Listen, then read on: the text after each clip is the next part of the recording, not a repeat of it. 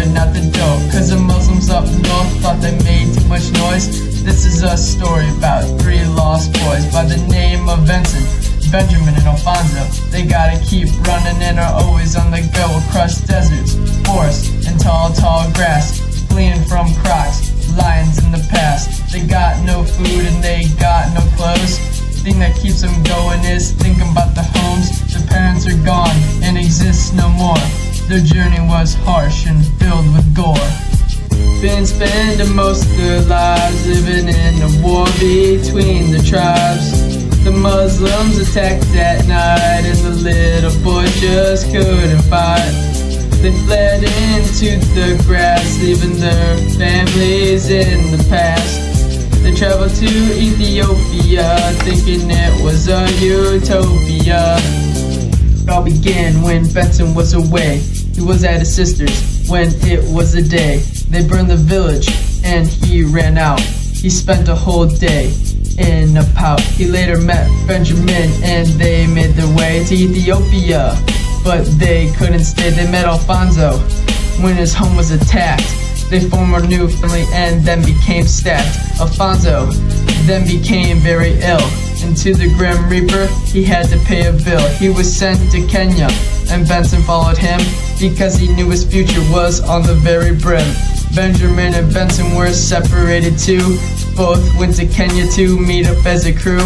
Benson tried and tried to find the others, and after almost dying he found his brothers.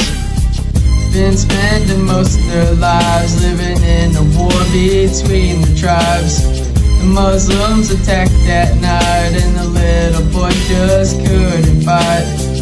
They fled into the grass, leaving their families in the past.